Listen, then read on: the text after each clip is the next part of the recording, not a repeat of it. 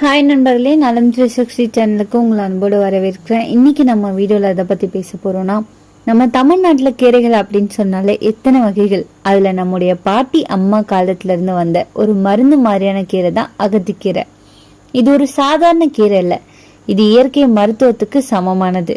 இப்போ நம்ம இந்த வீடியோவில் பார்க்க போகிறது அகத்திக்கீரை அப்படின்னா என்ன, இதில் என்னென்ன சத்துக்கள் இருக்குது, இதனால நமக்கு கிடைக்கக்கூடிய ஆரோக்கிய நன்மைகள் என்னென்ன, எத்தனை விதத்தில் உடலை சுத்தப்படுத்தும், உடம்புக்குள்ள ஏன் இது அவசியம், அதோட பக்க விளைவுகளை பத்தி தான் நம்ம தெரிஞ்சுக்க போறோம்.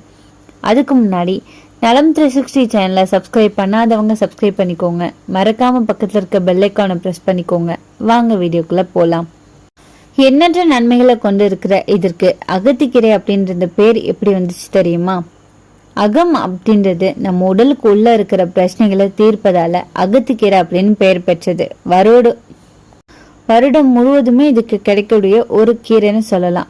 ஏராளமான நன்மைகளை வாரி வழங்கும் இந்த அகத்திக்கீரை 2 வகையா கிடைக்குது.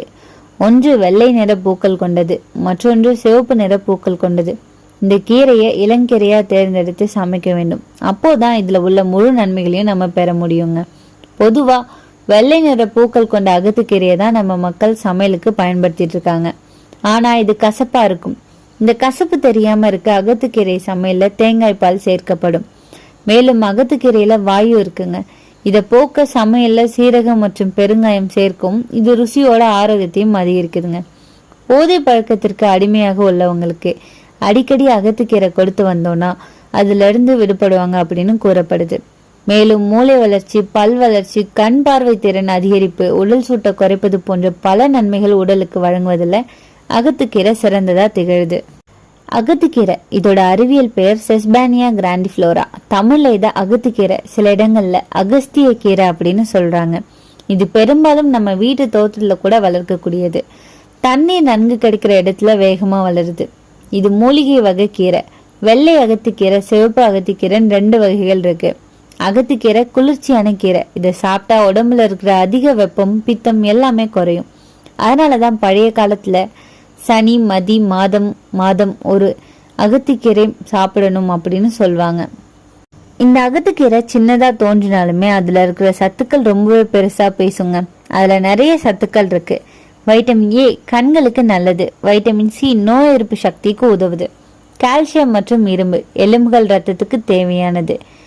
பாட்சியம், புரதம், நார்ச்சத்து செரிமானத்துக்கும் உடல் எடைக்குமான சமநிலைக்கு உதவியா இருக்கு. அகத்திக்கீரை ஒரு சிறந்த டீடாக்ஸ் கீரை.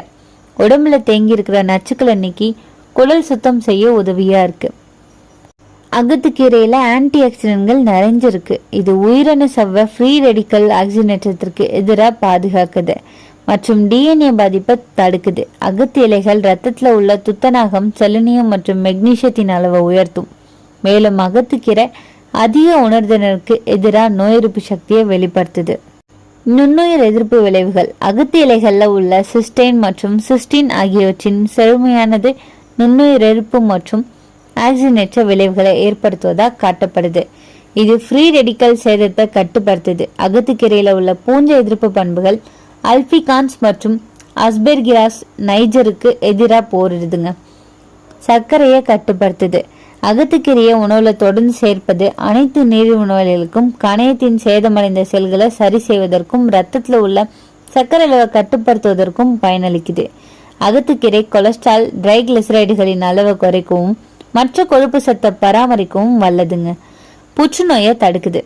வலுவான ஆக்சிஜனேற்ற பண்புகளை கொண்ட அகத்திக்கீரை லிபிட் புரோடக்ஷனை தடுக்குது மற்றும் கட்டி உயிரணுக்களின் வளர்ச்சியை தடுக்குது.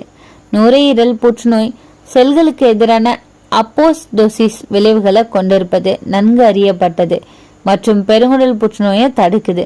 எலும்புகளை வலுவாக்கும்.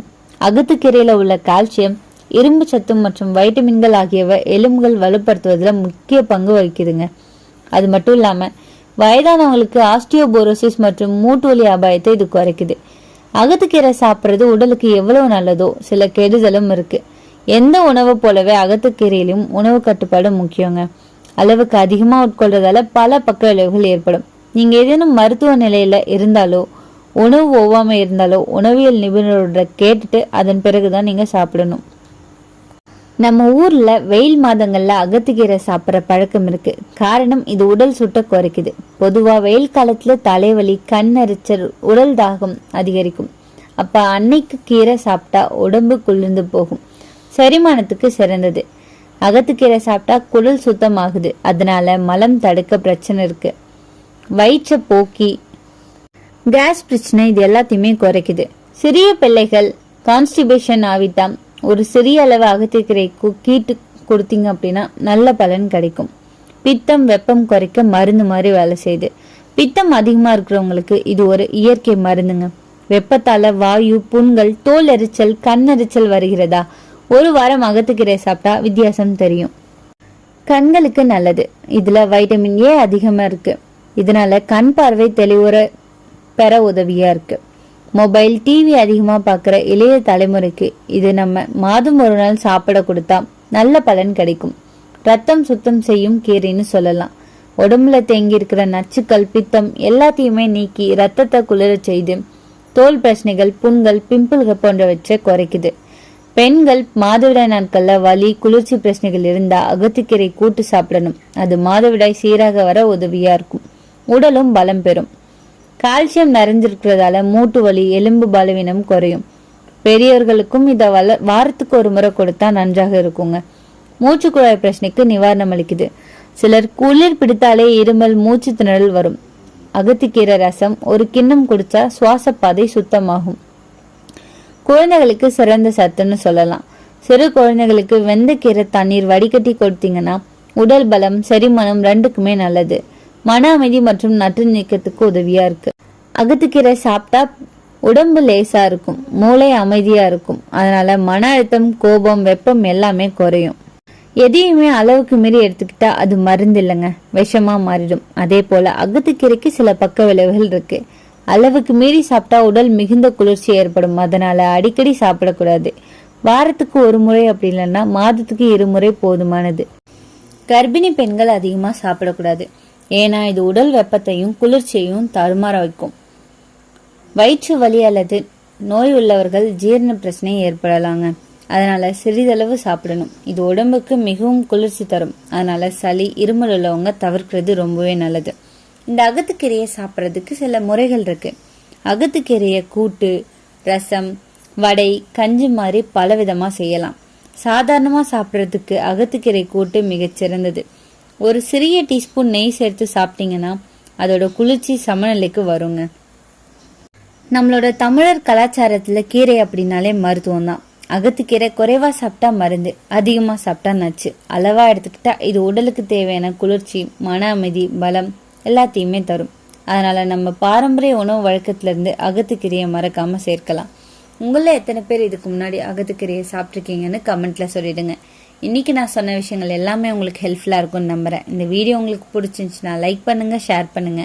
மறக்காம நம்ம சேனலை சப்ஸ்கிரைப் பண்ணுங்க. அடுத்த ஒரு அற்புதமான வீடியோல சந்திக்கிறேன்.